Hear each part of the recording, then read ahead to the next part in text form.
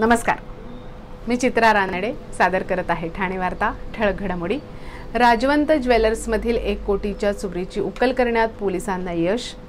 ठाणे नगर पोलिसांच्या सतर्कतेमुळे एका कुटुंबाला मिळू शकली सोने आणि रोकड असलेली बॅग।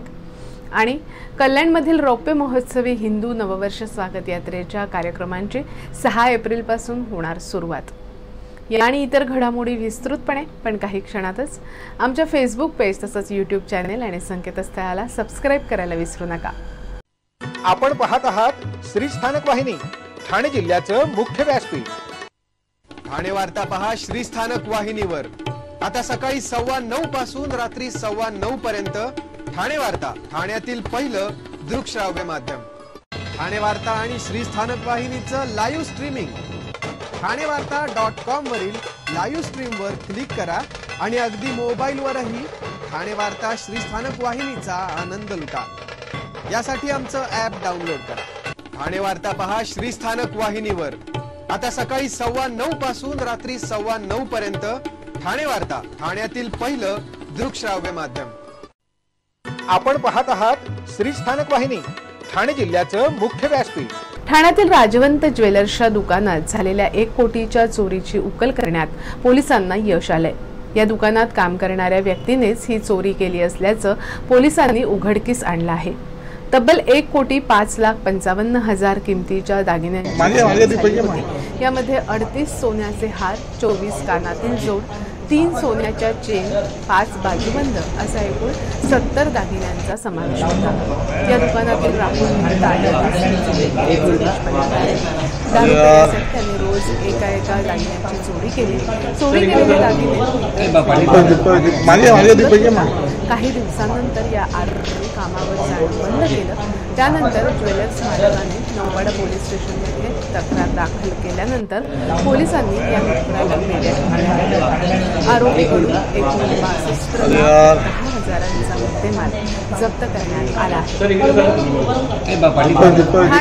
सतर्कतेमुळे एका कुटुंबाला सोने आणि पैशांची हरवलेली बॅग पुन्हा मिळू शकली।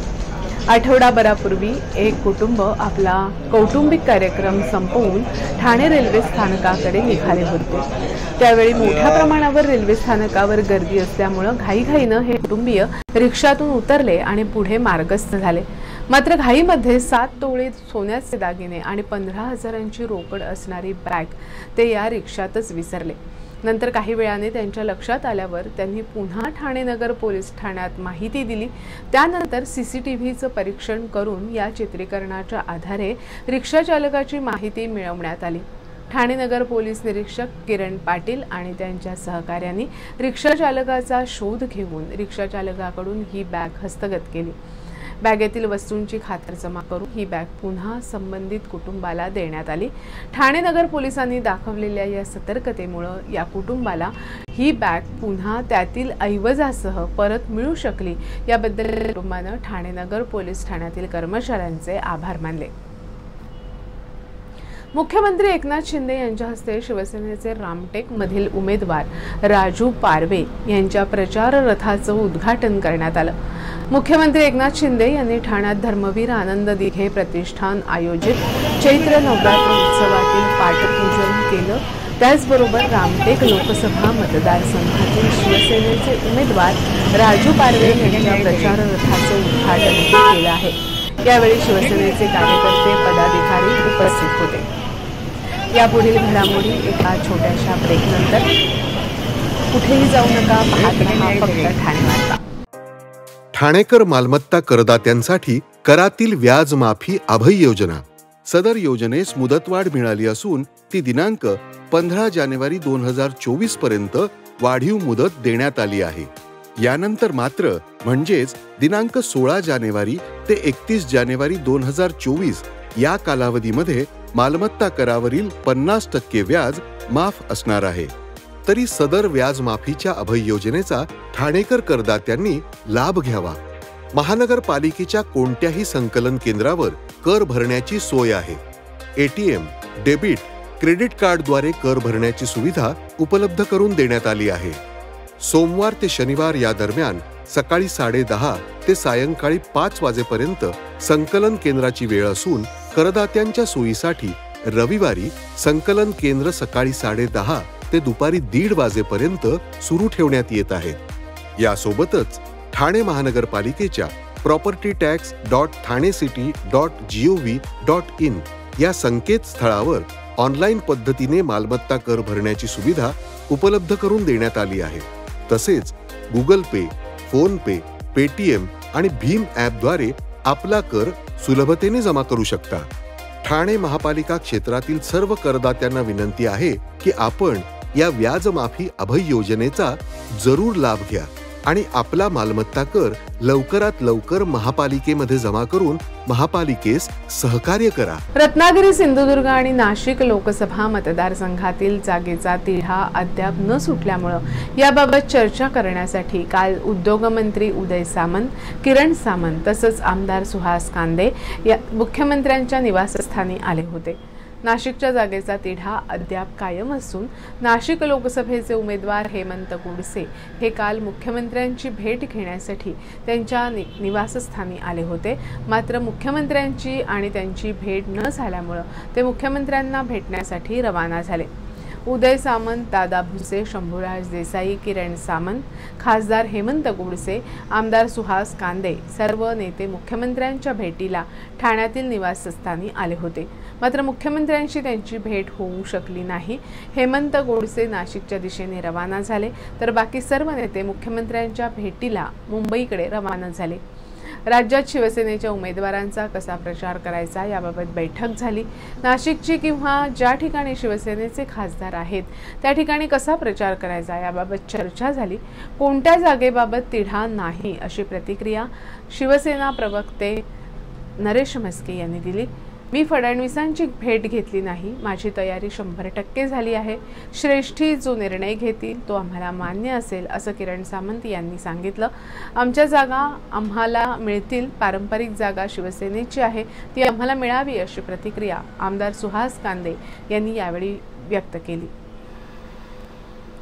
कल्याणात गुढी पाडव्यानिमित्त हिंदू नववर्ष स्वागत यात्रेचं आयोजन करण्यात येणार आहे। या स्वागत यात्रेचं यंदाचं 25वं वर्ष आहे। यावर्षी या स्वागत यात्रेचं आयोजन इंडियन मेडिकल असोसिएशन करत आहे।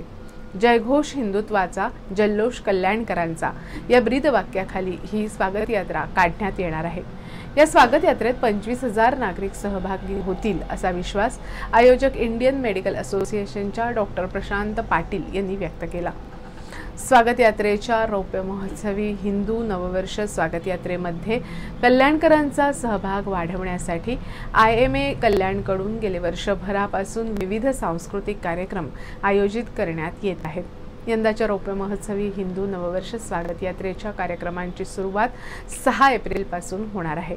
6 एप्रिल रोजी कल्याणच्या ऐतिहासिक भगवा तलाव येथील श्रीराम मंदिरात प्रभू श्रीरामांची आरती सोहळा, 7 एप्रिल रोजी कल्याण पश्चिमेत ठिकठिकाणी स्वच्छता अभियान, 8 एप्रिलला वासुदेव बळवंत फडके मैदानात सांगीतिक कार्यक्रम होणार असून महाराष्ट्राच्या कलाविश्वात नावलौकिक मिळवलेल्या कल्याणातील गायक नचिकेत लेले, डॉक्टर संकेत भोसले, कोरिओग्राफर आशिष पाटील, कलाकार आदिती सारंगधर हे कलाकार यामध्ये सहभागी होणार असल्याची माहिती स्वागत यात्रेचे समन्वयक IMAचे डॉक्टर प्रशांत पाटील यांनी दिली। तर रौप्य महोत्सवी हिंदू नववर्ष स्वागत यात्रेनिमित्त फडके मैदानात 25 फुटांची भव्य गुढी उभारण्यात येणार आहे। ही रौप्य महोत्सवी हिंदू नववर्ष स्वागत यात्रा असल्याने कल्याणातील प्रत्येक नागरिक आणि प्रत्येक सामाजिक संस्थेला सहभागी करून घेण्यात आला आहे। त्यामुळे यामध्ये मराठी बांधवांसोबत गुजराती, मारवाडी, पंजाबी, उत्तर भारतीय, दक्षिण भारतीय अशा सर्वच प्रांतातील समाज बांधव पारंपरिक स्वरूपात सहभागी होणार आहेत। मुख्य स्वागत यात्रा ही नेहमीप्रमाणे मुरबाड रोड इथून सकाळी 6:30 वाजता निघून कमिशनर बंगला, रामबाग, सहजानंद चौक, छत्रपती शिवाजी महाराज चौक, KDMC, देवी अहिल्याबाई चौक, लोकमान्य टिळक चौक, पारनाका, लाल चौकी मार्गे वासुदेव बळवंत फडके मैदानात पोहोचेल। तर नवीन कल्याण अशी ओळख असणाऱ्या साई चौक, खडकपाडा आणि विशाल भोईर चौक, उंबर्डे परिसरातून 2 नव्या उपयात्रा फडके मैदानात पारंपरिक यात्रेमध्ये जोडल्या जाणार असल्याचंही डॉक्टर प्रशांत पाटील यांनी सांगितलं आहे। आपण पाहत आहात श्री स्थानक वाहिनी। ठाणे जिल्ह्याचं मुख्य व्यासपीठ. ठाणे वार्ता पहा श्रीस्थानक वाहिनीवर. आता सकाळी 9:15 पासून रात्री 9:15 पर्यंत ठाणे वार्ता, ठाण्यातील पहिलं दृकश्राव्य माध्यम. ठाणे वार्ता आणि श्रीस्थानक वाहिनीचं लाईव्ह स्ट्रीमिंग. ठाणेवार्ता.com वरील लाईव्ह स्ट्रीमवर क्लिक करा आणि अगदी मोबाईलवरही ठाणे वार्ता श्रीस्थानक वाहिनीचा आनंद लुटा. यासाठी आमचं ॲप डाउनलोड करा. ठाणे वार्ता पहा श्रीस्थानक वाहिनीवर. आता सकाळी 9:15 पासून रात्री 9:15 पर्यंत ठाणे वार्ता, ठाण्यातील पहिलं दृकश्राव्य माध्यम. आपण पाहत आहात श्रीस्थानक वाहिनी, ठाणे जिल्ह्याचं मुख्य व्यासपीठ. आपण आपले कार्यक्रम अथवा बातम्या आम्हाला ठाणेवार्ता@gmail.com या आमच्या ईमेलवर कळवू शकता. ठळक घडामोडी शेवटी पुन्हा एकदा. राजवंत ज्वेलर्समधील 1 कोटीच्या चोरीची उकल करण्यात पोलिसांना यश. ठाणे नगर पोलिसांच्या सतर्कतेमुळे एका कुटुंबाला मिळू शकली सोने आणि रोकड असलेली बॅग. आणि कल्याणमधील रौप्य महोत्सवी हिंदू नववर्ष स्वागत यात्रेच्या कार्यक्रमांची 6 एप्रिलपासून होणार सुरुवात. या होत्या ठाणे वार्ता. आपली एखादी बातमी पाहायची राहून गेल्यास आपण ठाणेवार्ता.in या आमच्या संकेतस्थळाला अथवा फेसबुक पेज तसंच यूट्यूब चॅनेलला अवश्य भेट द्या. तर मग पुन्हा भेटू पुढील बातमीपत्रात फक्त श्रीस्थानक वाहिनीवर. धन्यवाद.